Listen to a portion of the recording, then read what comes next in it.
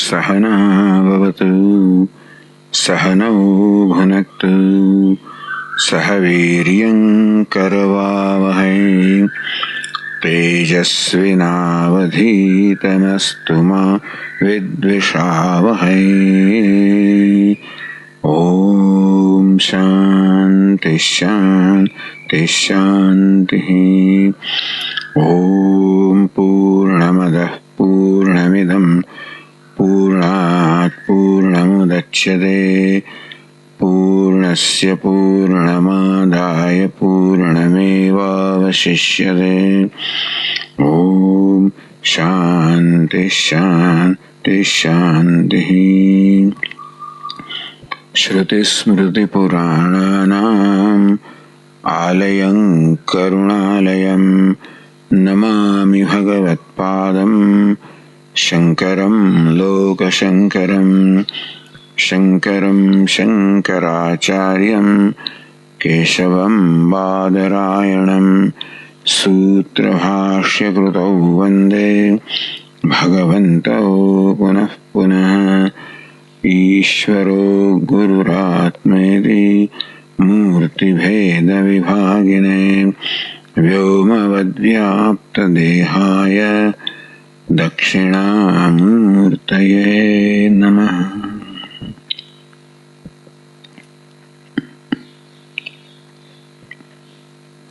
Welcome to the Memorial Day retreat from a distance. The topic that we have selected this time is based on a famous statement from Chandogya Upanishad. Tarati Shokam Aatmavit. Aatmavit, the knower of the self. Tarati crosses, goes beyond. Shokam, grief. The knower of the self crosses the grief, goes beyond the grief, becomes free from grief. This is a statement that is uttered by sage Narada, Devarshi Narada, divine sage Narada, who approaches Sanat Kumara, who is also a great sage and thought to be the incarnation of Skanda or Kartikeya.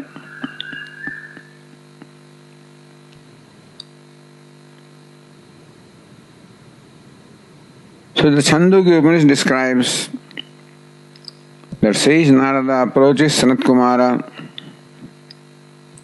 Adi Bhagavaitu Upasasada Narada, please teach me. Then Sage Sanat Kumara says, you first please tell me what you know, then I will tell you further. And then Sage Narada recounts what all he knows, which is almost, he mastered every branch of knowledge. The Rig Veda, Yajur Veda, Samaveda, Atharvaveda, Itihasa, Purana, Vyakaranam, and any number of branches of knowledge, disciplines of knowledge, which included even music and dance and astronomy and so forth, and Vyakarana of course, grammar. Having said that, Said Narada makes a statement, Soham Bhagavad Shojami, Sahaham, that I, which I, the one who has mastered all these branches of knowledge, one who is very famous, well accomplished, very revered, meaning one who can be called highly successful, highly accomplished, from the standpoint of the worldly views or perception of values. Soham, that I, that famous, that revered, that well accomplished I, Soham Bhagavaha, O revered sir, Shochami, I am grieving. That I, in spite of having accomplished all of this, I find myself still grieving. Although the expression is Soham Shochami. It is not that you grieve, although I am grieving. Looks like I am the agent of the act of grieving. But it's not I who grieves, it is grief that happens to me. There is no kartritva, no doership in grieving. I don't grieve. Grief happens. As in case of any other thing like anger. Our Swami used to say famously, people say, don't get angry. I would not get angry provided I am getting angry in the first place. It is not I who gets angry, it is anger that gets me. Similarly also, it is not I who am grieving, it is grief that gets me, overcomes me. Meaning that a human being finds that he or she is overcome by grief, choicelessly. Meaning that shoka or grief happens. So see, now there is I, that accomplished individual that I am grieving, meaning that I find myself grieving. I find that in spite of these accomplishments, the grief still overtakes me. Meaning that one has no choice as far as grief is concerned. If there is a choice of not grieving, then suddenly one would choose not to grieve. What is grief? Any one of these mental afflictions can be called grief. Sorrow, unhappiness, disappointment, frustration, fear, anxiety, hurt, guilt.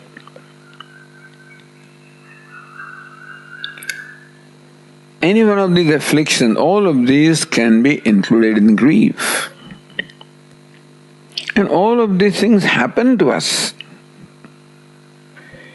It is not that I feel guilty, I find myself feeling guilty, I find myself feeling hurt, I find myself feeling unhappy, sad, disappointed, frustrated.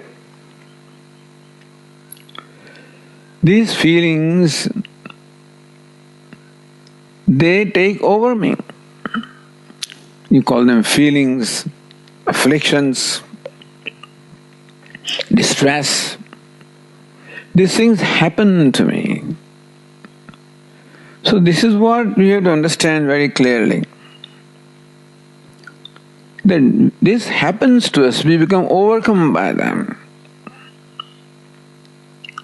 So Sage Narada requests praise to Lord Sanat Kumara.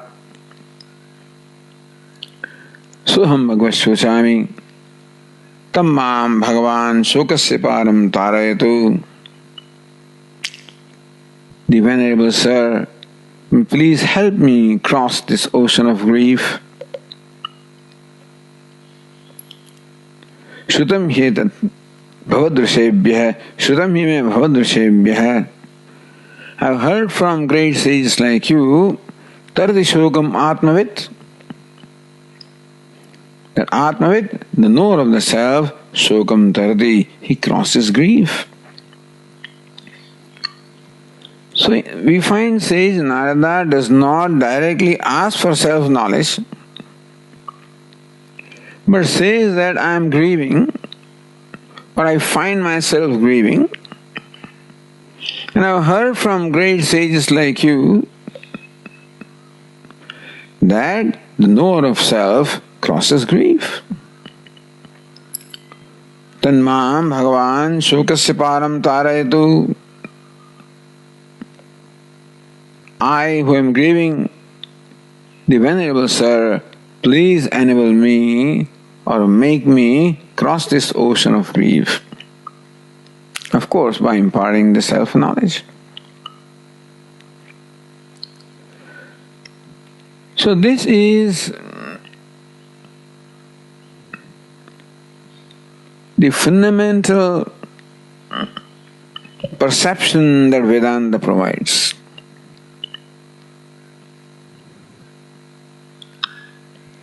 Because grief or shoka is the fundamental problem of human being. That's how Bhagavan Adi Shankaracharya, the Bhashyakar, also writes Upodghata or introduction to Bhagavad Gita, that Lord Krishna found Arjuna Shoka Moha Mahodadho Nimagnaha. Arjuna was Nimagnaha, was submerged in the ocean of Shoka and Moha, in the ocean of grief and delusion, and finding no way of rescuing him from this ocean of grief other than self-knowledge. That Lord Krishna imparts the knowledge of self, the knowledge of reality, the knowledge of truth. Thus the Vedanta's vision is that human being is primarily suffering from shoka or grief, and that grief is the result of the ignorance of the self. That every human being is born ignorant. When we are born, we are totally ignorant. We do not know ourselves, nor do we know anything other than ourselves.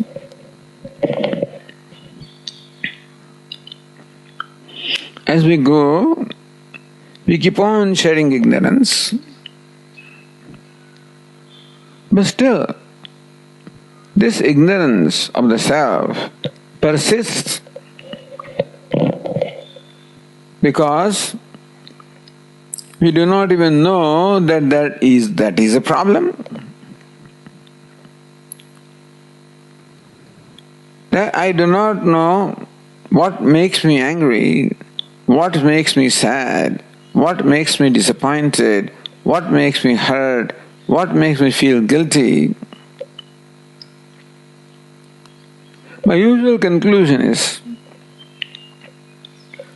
that the world out there is the cause of my hurt and guilt and sadness and fear and disappointment and frustration.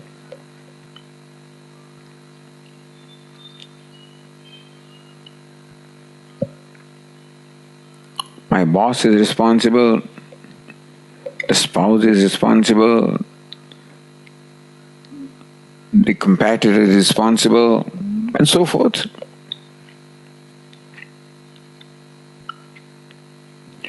Meaning that the conclusion is that I feel the grief that I know, and I know I want to get free from that grief or shoka. So constantly I am endeavoring to become free from this grief that I am feeling inside. In fact, even desire also is a kind of grief only from the Vedantic standpoint. That I want this, I want this, I want this. Because that want or desire shows an inner lack, an inner want. I'm lacking something, I'm wanting something. It is that inner lack or want that I feel is what manifests as desire.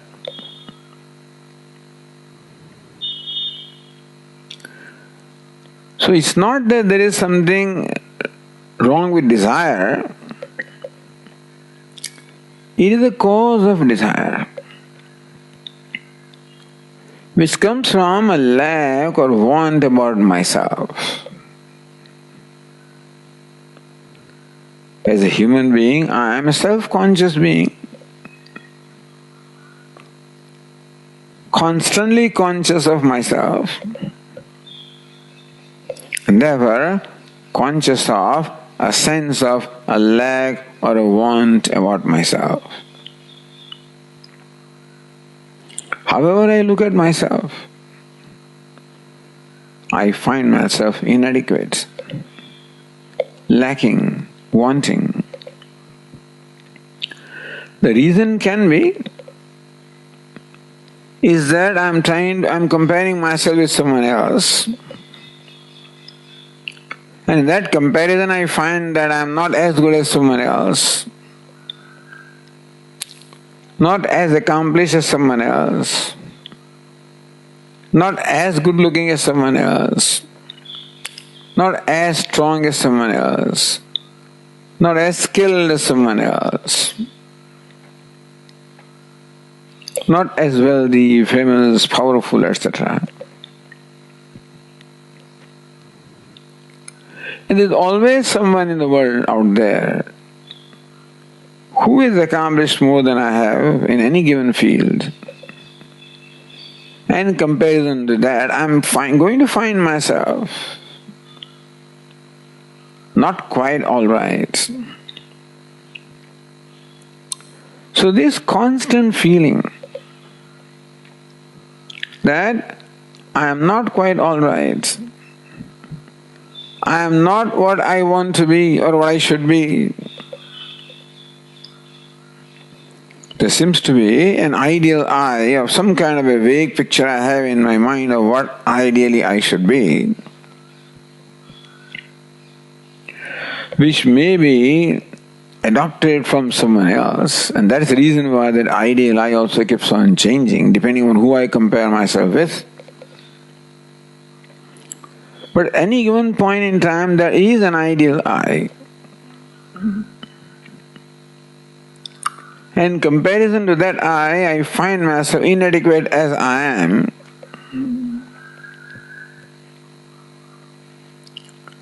And therefore, the price that you have to pay for being self-conscious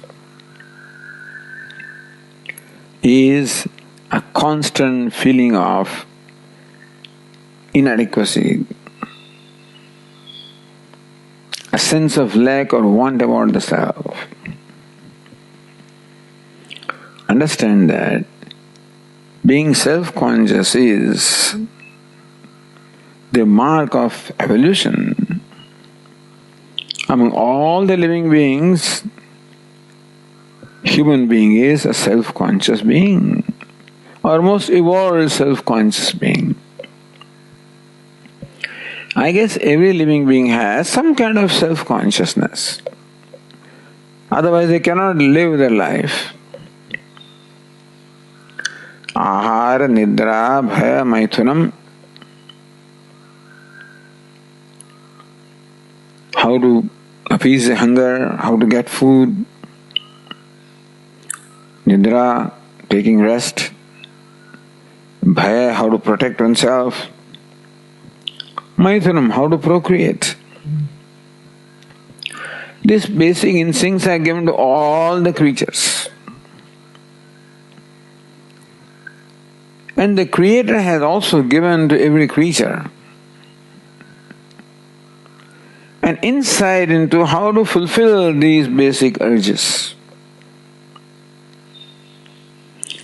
So in that sense, every creature seems to be conscious of what that is.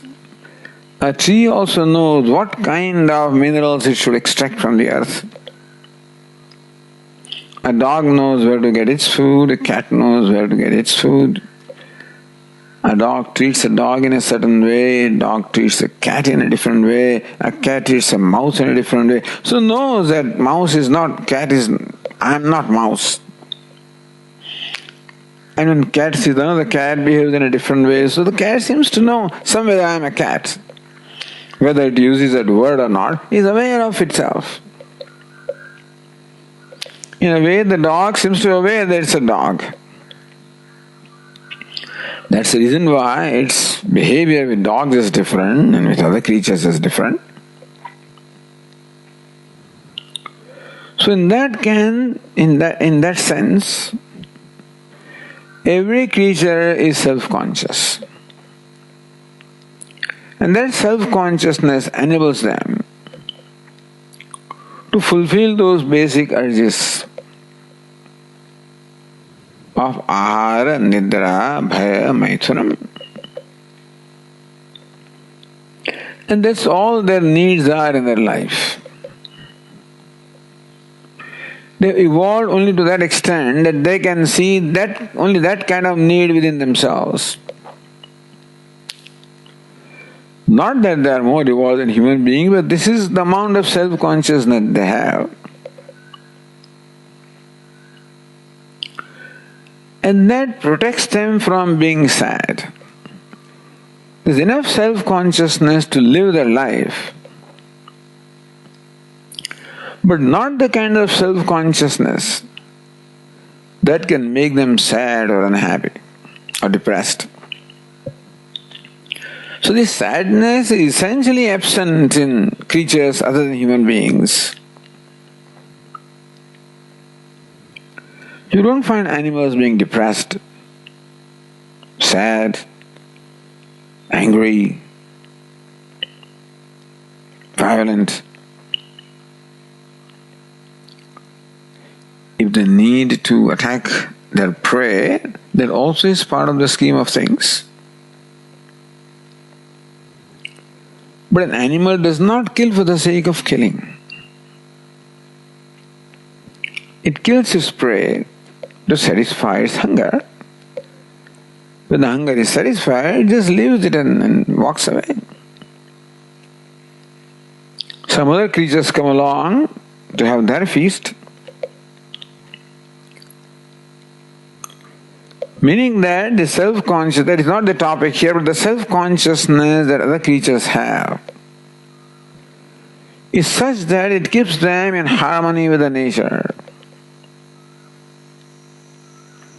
It enables them therefore to lead their life peacefully, sort of. There are no conflicts in their mind. They're innocent. And there is no grief or sadness in them.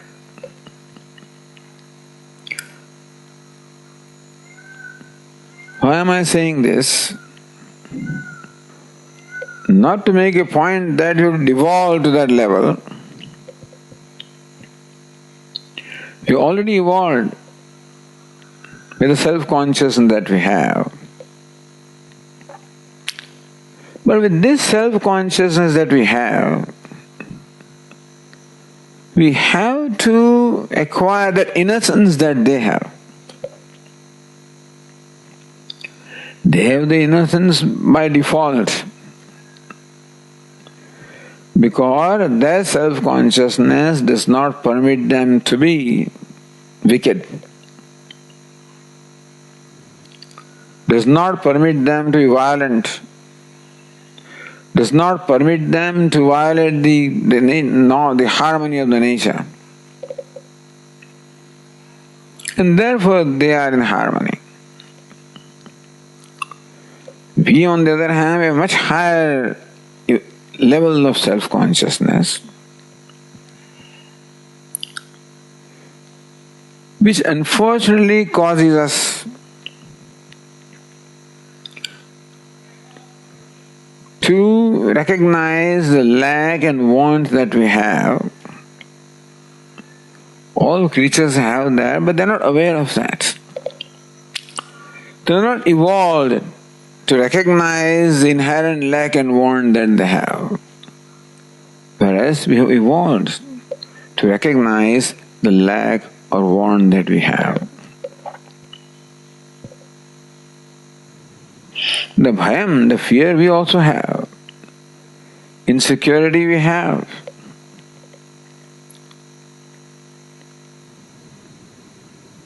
So this awareness that we have about ourselves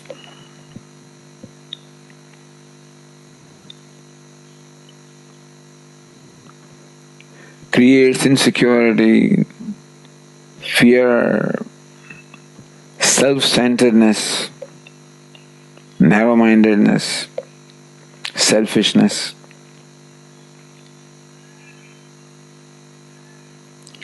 And all of these ultimately result into the attachments and aversions and disappointments and frustrations.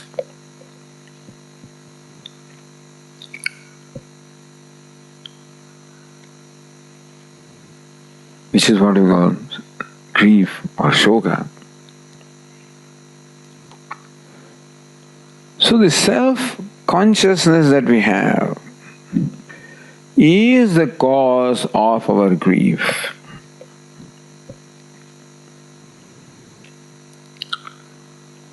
When it says, Tarati Shokam Aatmavit, the knower of the self crosses a grief, we already know the self. We are aware of who we are. That means that we know ourselves. When the Upanishad says, the knower of the self becomes free from grief, that must be some other kind of awareness. So we already have the self-consciousness. It looks like we have to evolve in that self-consciousness such that we become free from grief. We have to evolve. Now that evolution we have to carry it out ourselves. Our Puja Swami used to say that by giving human embodiment, Ishvara has done his job of evolution. Now, that means organic evolution has taken place. Even physical, emotional, whatever evolution has taken place, intellectual. The subsequent evolution we have to carry out. We have to initiate and accomplish. And that is what is meant by self-knowledge. So Vedanta explains that what we have right now in terms of the feelings arising from self-consciousness, a sense of lack, sense of want, insecurity, fear, self-centeredness, all of this is ignorance. All of this is a result of ignorance or ignorance. So we are born with self-ignorance. It is not that other creatures are enlightened about the self. They are also ignorant. But they are not ignorant in this manner. The self-ignorance causes them to suffer from grief and depression, unhappiness, sorrow, sadness. They can conduct themselves merrily to fulfill their basic instincts. But we have much more than that. So this awareness that we have, or I should say perception that we have about ourselves, call it awareness or perception, each one of us is born with a self-perception. And that perception is that I am an inadequate being, I am lacking, I am wanting, I am not all right as I am. That is a basic dissatisfaction about myself. Why I am not all right as I am? The reason can be because I am trying to be someone else and therefore I am not all right as I am. I have an ideal I with which I keep comparing my present I and I feel I am not adequate. Whatever the reason be. But the sense of inadequacy is a constant undercurrent in my perception of myself. So this is a result of self-ignorance. That's what Vedanta teaches. It's a very beautiful teaching. That you are feeling a sense of lack, want, inadequacy, that you are not happy with yourself, and that unhappiness or dissatisfaction with myself can grow into a dislike about myself, a rejection about myself, a condemnation about myself. It can happen. These are all nothing but the degrees of sadness or grief. The basic self non-acceptance or self-dissatisfaction is a manifestation of grief. And that grief can build up. That self-dissatisfaction results in self-non-acceptance, can result into self-rejection, can build up into self-condemnation. At each stage, the grief is becoming more intense. But essentially, every human being is suffering from shoka or grief. It spares no one. This novel coronavirus spares no one. Even the mighty, the high and the mighty, the famous and the powerful, all of these people have been attacked by this virus. Similarly, this virus of grief seems to spare no one. Every human being who is born, and whoever is born, every human being is overcome by grief. And thus this is how do you know there is grief? This sense of inadequacy, incompleteness, sense of not being satisfied with myself, sense of being unhappy with myself.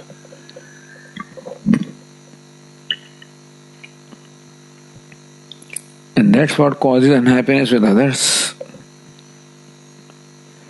My unhappiness with others, my dissatisfaction with others, my complaint about others. All of this originate from my dissatisfaction with myself, my complaints about myself. So as Pujya Swami would say, the grief or sadness is a problem centered upon the self. He used to say, there are two kinds of problems. One is a set of problem of which the solution lies outside the problem. Other is a problem of which the solution lies within the problem. The problem of hunger and thirst and poverty and illiteracy and health, disease, all of these are the problems which have solutions outside I. Meaning that I have to do something out there in order to solve these problems. But the problem of sadness is not of that nature. He used to explain, because his name started with S. Oh, Swami, So you say, imagine S made of a number of pieces. And all those pieces are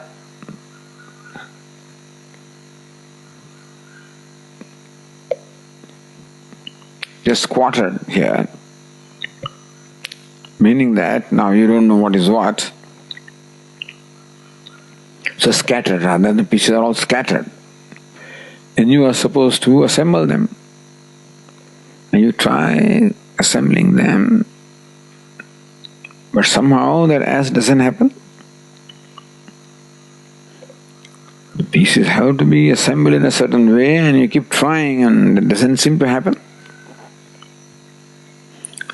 So this is the problem, no doubt, of which the solution lies within the problem.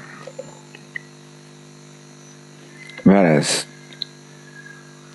similarly, sadness is a problem of which the solution lies within the problem. Even though our usual conclusion is that it is the world, someone other than me, that is responsible for my sadness. And therefore I get upset with people, I get angry with them, I complain about them, because I think that they have caused me sadness, grief, hurt, guilt. Jokingly, Swami would say, one morning when some people had gathered for a class, I asked this person, "Hey, you look sad this morning. What's the reason?" "Swamiji, I have not received a letter from my parents since last 3 months." I asked the other person, "Hey, you look sad. What's your problem?" "Swamiji, I received the letter this morning from my parents." "Hey, you look sad. What's the reason?" "Swamiji, I am not able to get married." "What about you?" "I am married." So somebody is sad because he is not married. Somebody is sad because he is married. Somebody is sad because he doesn't have children. Somebody is sad because he has children, and so forth. But everybody has concluded that the cause of sadness is out there. His spouse, that's the cause of sadness. Or lack of spouse. His children or lack of children. Something other than myself is the cause of my unhappiness. This is the usual conclusion that the human being has. And that's the reason why we try to solve the problem of sadness by rearranging things outside of ourselves. "Swamiji, since I come to this house, there's something problem here. We keep on falling sick. Accidents happen. This house there's something wrong with that. We want to change the house. "Swami, since I've come to this place of work, I'm not happy. My boss is such and such, my colleagues are like this." I'm not saying this is not so, it could very well be so. All of these problems are there. There could be something wrong with the house, I don't know. Could be something wrong with the boss. There is enough wrong things in the world, no doubt about that. People are what they are. They are selfish, cantankerous, aggressive. It's all there. But Swamiji, isn't that the reason for my sadness?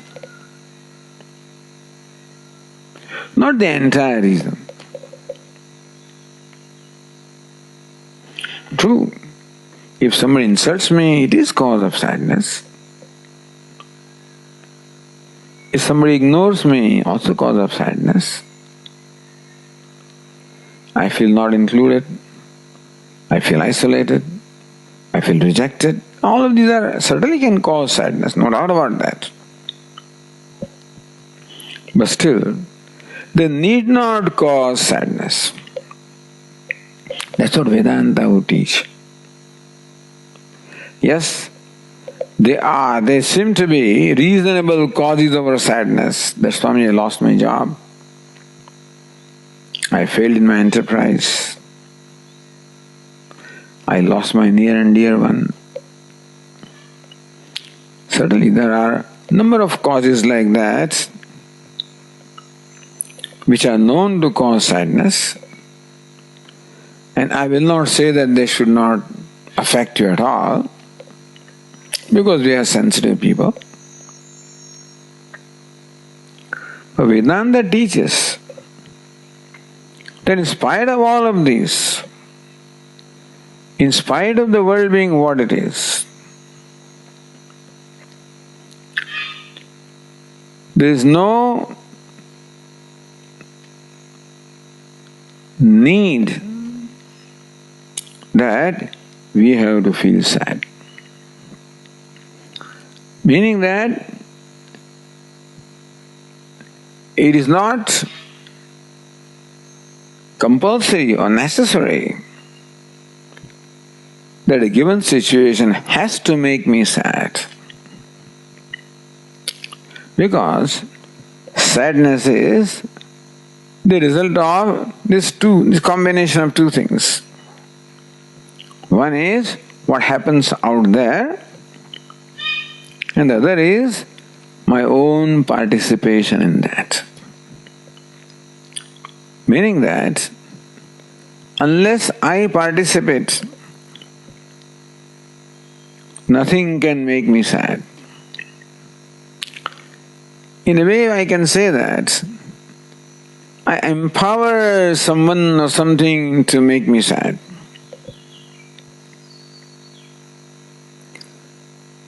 And therefore, it is possible that if I stop empowering the world, I stop empowering them, then I can remain free from sadness regardless of how the external situation is. This is a tall order, I know. But it does not happen overnight. But it is possible that we can make it happen. At second level of evolution that we are required to carry out within ourselves is that we can evolve to a point where, regardless of what the situation is out there, I can remain composed. I can remain abiding in myself. Not that I become an insensitive person. I remain a sensitive person. I remain a loving and giving person. And still, I also become a person who is not affected by what happens out there. In the words of Puja Swamiji, the only way to solve the problem is to become bigger than the problem. Meaning that I can evolve. I can grow to a point where all the things that we just talked about, they no more remain significant. Samadukha sukha swastaha samaloshtasma kanchana tulya priya priyodhiraha tulya nindatma samstutihi manapamanayo stulya tulyo mitrari pakshayo samadukha sukha. One who enjoys sameness or composure of the mind in sukha and dukkha, pleasure and pain. Tulya priya priyo dhiraha, tulya ninda atma samstutihi, priya and apriya. What is likable, what is dislikable? Ninda stuti, censure or praise, mana apamanayos tulya, even-minded in honor and dishonor, tulyo mitrari pakshayo, even-minded even towards a friend or an enemy. This is how Lord Krishna describes a person who is evolved to perfection. And this described in the Bhagavad Gita not as general information, as something that we can emulate. In several places in the Bhagavad Gita, what we may call a wise person, the traits of this wise person are described. Wise person is the one who possesses wisdom. We may not have access to what that wisdom is, but how that wisdom manifests in life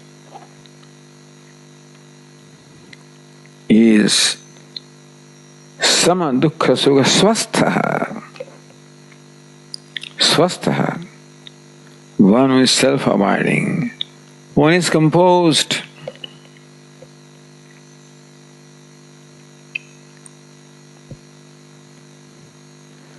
Abiding in one's goodness, abiding in one's joy or love.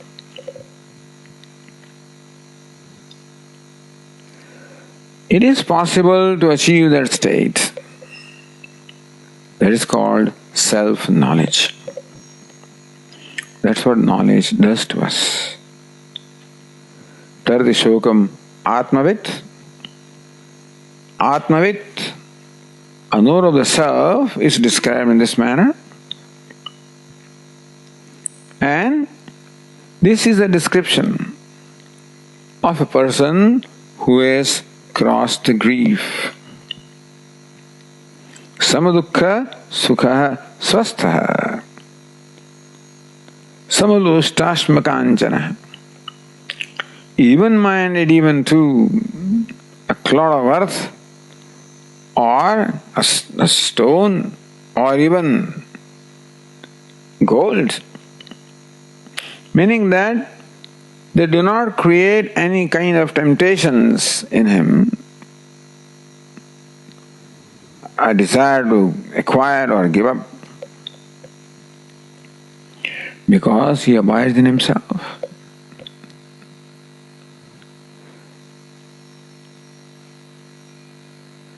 So, Aatmavit, the knower of the self, means the one who abides in the self. Here, knowing and becoming is the same, which means self is of that nature. Self of the Atma is of the nature that is unaffected by, untouched by mana and apmana, honor and dishonor, stuti and ninda, praise and censure, success and failure. In all these dvandva, the pairs of opposites, they are there. But what's the nature of self? One that is unaffected by them, untouched by them. That is what you and I are. So self-knowledge means knowing ourselves in that manner. We have the knowledge of the self. We are conscious of ourselves. Right now, that self-consciousness is the cause of all our grief. And therefore, that self-consciousness or self-perception has to undergo a complete change, transformation. That our perception about ourselves completely changes. It is possible. That whole prakriya, the whole method of how to bring about that transformation is described in the Bhagavad Gita. When we say that this grief spares no one, the mighty hero Arjuna also finds himself grieving. He was overcome by grief. Eva muktva Arjuna sankhye rathopasthopavishat visrujya sasharam chapam shoka samvigna manasah. Shoka samvigna manasah. One whose mind is immersed in grief. Tam tatha krupaya vishtam. Sanjaya describes the state of Arjuna. Tam tatha krupaya avishtam. Avishta, pravishta, entered by, possessed by krupa or pity. So Arjuna is as though possessed by self-pity. Ashrupurna kulekshanam vishidantam, and thus grieving. So this is how the teaching of Vedanta begins. This is one way of beginning the teaching, not all the time.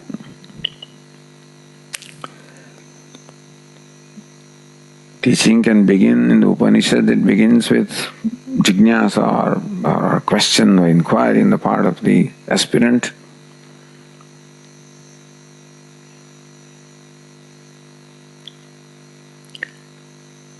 Yeyam prete vichikitsa manushe astityege nayamasti dichaige yedad vidyam shishtastvayaham. Nachiketa asks of Lord Yamaraja, there is no grief in Nachiketa. He is an aspirant seeker of knowledge. Meaning that he already evolved to a point where he's become free from this grief largely. Some residual grief is there. It doesn't matter, still he wants to know the nature of truth. This vichikitsa, this doubt remains. Prete manusya, when a human being departs from this body, this doubt remains. Astityeke nayamasti dichege. Some say that asti, Atma is other than the body. Cheke, others say no. So, there is residual ignorance there. And where ignorance is there, grief is there, no doubt.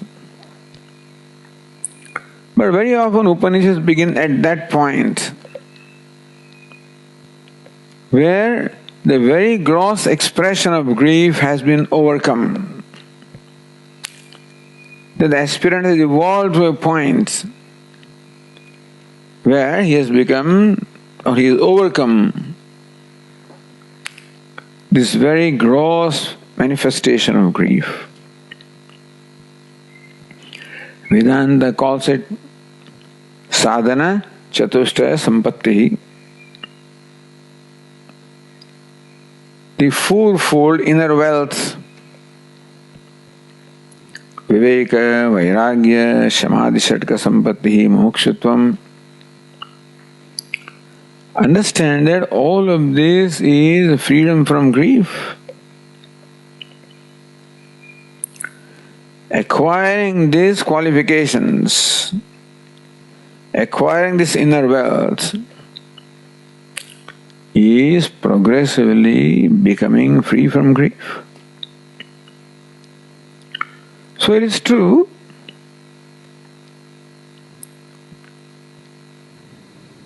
that a direct inquiry or deliberation upon self or Atma requires us to evolve to a point where we are largely free from this grief, the worldly grief.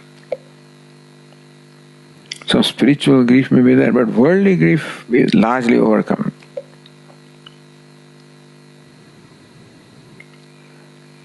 But even that also is quite demanding a tall order.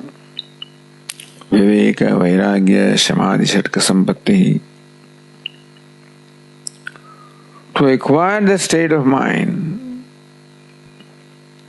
means that we have largely overcome the grief. I think 90% work is done. And then the remaining 10% work is done by the teaching of Vedanta, by the teacher.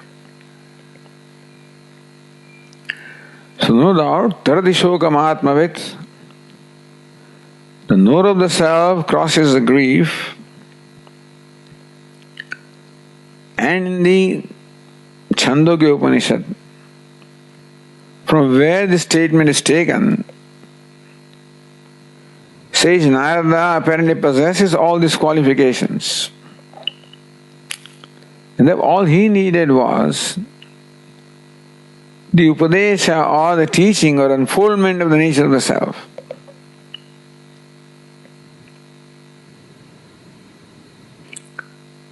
And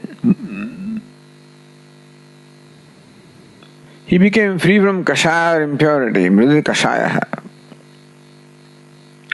The remaining impurity became free from to become totally free from grief. So from this we can say that becoming free from grief or sorrow or shoka is a two-step process. The first step is where we largely become free. Second step is the finishing touch, the refinement. In the 18th chapter of the Gita, Lord Krishna says, Swakarmana tamabhyarcha siddhim vindati manavaha. Swakarmana tam ishvaram abhyarcha. Worshipping the Ishvara with one's karma or one's duty. Siddhim vindati manavaha. Manavaha siddhim vindati. Manava, human being. Siddhim vindati. Kin siddhi, success. So this siddhi that Lord Krishna talks about is the siddhi or the success or accomplishment of the first level, which becomes then the ground for the siddhi or the accomplishment of the second level of self-knowledge. What Swami used to say, Swakarmana tamabhyarcha siddhim vindati manavaha. The human being attains siddhi, perfection, success by worshipping Ishvara with his or her karma. He says when you attain this siddhi by karma yoga, then you almost reach there, 80%. The remaining siddhi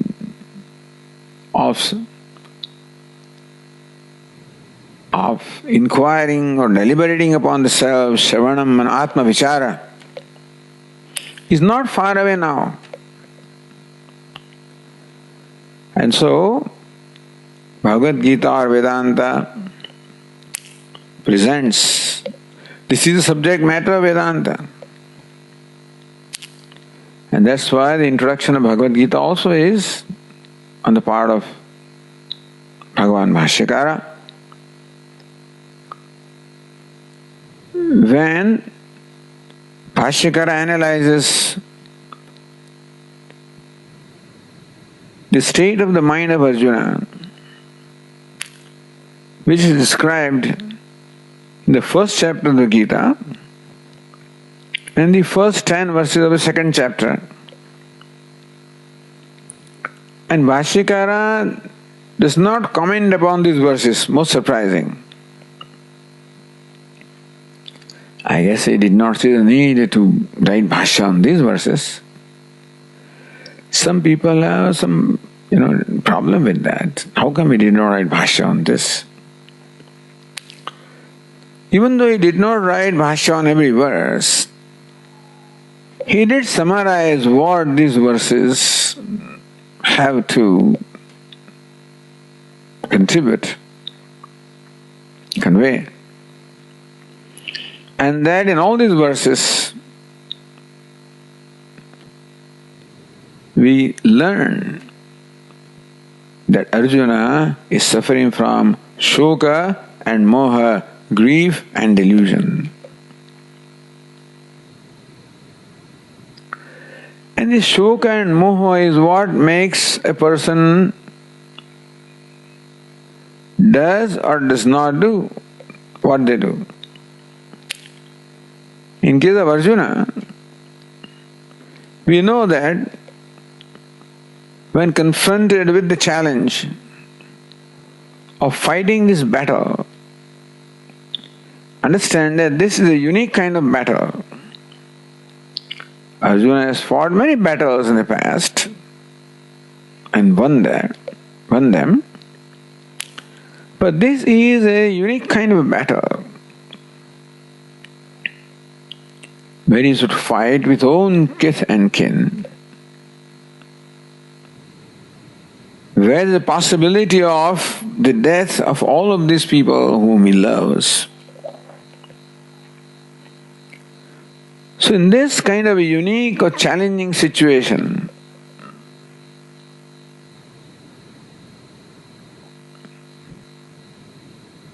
he got totally confused, called moha or delusion. He did not see the purpose behind doing this. Nacha shreyo nupashyami hatva svajanamahave. Oh Lord, I do not see any shreya or any good coming from this battle which involves killing svajana or the near or dear ones.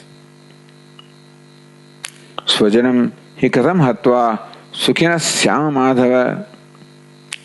He Madhava, katham sukhina syama, how can we be happy? Svajanam hi hatva, killing our near and dear ones, how can we be happy? So he expresses his grief. He attributes the cause of his grief to the outcome of the battle, no doubt about that. Like everyone else, Arjuna also attributed the cause of his grief or sadness to something outside of himself, to this battle, and to what this battle requires him to do, and what the outcome of this battle is going to be. The karma and the karma phala. So they are the reasons for Arjuna's grief. The likely death of all these near and dear ones is the cause of his grief. And I guess anyone would agree. On the face of this kind of death and destruction, who will not become sad? So Arjuna is suddenly confronted with a very mighty challenge.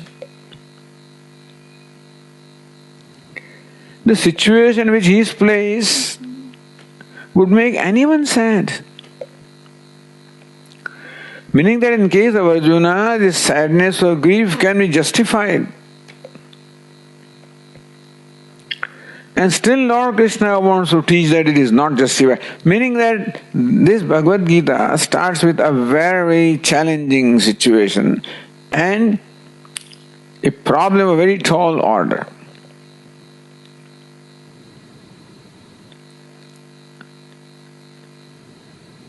That anybody would accept that the situation which Arjuna is, which involves for him to kill his near and dear ones, which causes a sense of guilt in him, and that result into the death of the near and dear ones, which causes a sense of loss in him. Aham esham mama ete, I belong to them, they belong to me. What shall I do without them? That sense of loss makes Arjuna sad. And that I will become their killer.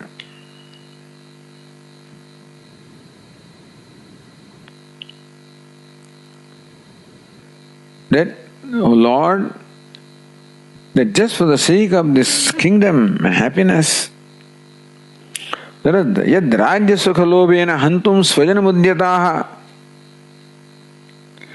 How sad it is for us, rajya sukha lobena, but the greed of the rajya, the power and the pleasure, that we have udyataha, become ready to kill our svajana, our near and dear ones, revered ones,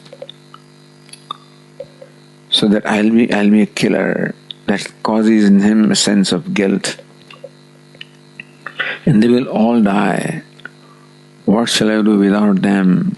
A sense of loss. So these are the causes of Arjuna's grief. This is what Bhashyakara explains.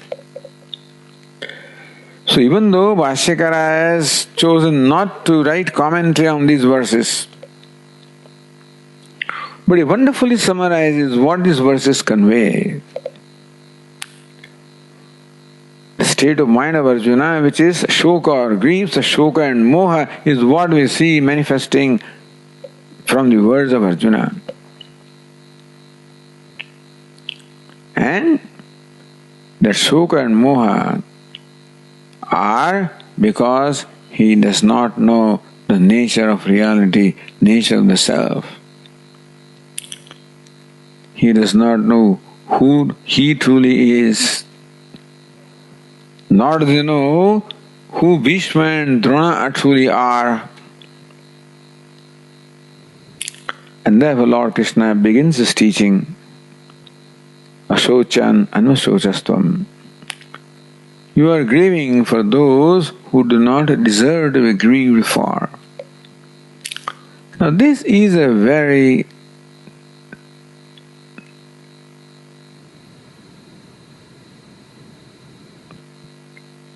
high level solution, paramarthik or absolute level solution to the problem of grief. Tarati Shokam Aatmavit. Arjuna is grieving because he does not know the true nature of himself, and therefore he does not know, of course, the true nature of Bhishma and Drona. It is the self-ignorance that is causing him grief. So this is how Bhashyakara analyzes the situation of Arjuna, the situation of the problem, and what it is that Bhagavad Gita addresses. In between, many things are stated, of course. But primarily, Bhagavad Gita is meant for helping the human being becoming free from shoka or grief by imparting the knowledge of the self, knowledge of the true nature of the self. Tarati Shokam Aatmavit. knower of the self crosses the grief is the theme of the Bhagavad Gita. Because at the end Arjuna says, Nasto moha smriti labdha tvat prasadan ma'achyuda. O Lord, my delusion is gone, and therefore my grief also is gone by your grace. So this is the background of the topic that you have selected, Tarati Shokam, Aatmavit. Aatmavit, the knower of the self, crosses the grief. We'll continue our discussion. Om. Om Purnamadah Purnamidam Purnat Purnamudachyate Purnasya Purnamadaya Purnameva Vashishyate. Om Shanti Shanti Shanti. Hari Om. Shri Gurubhyo Namaha. Hari Om.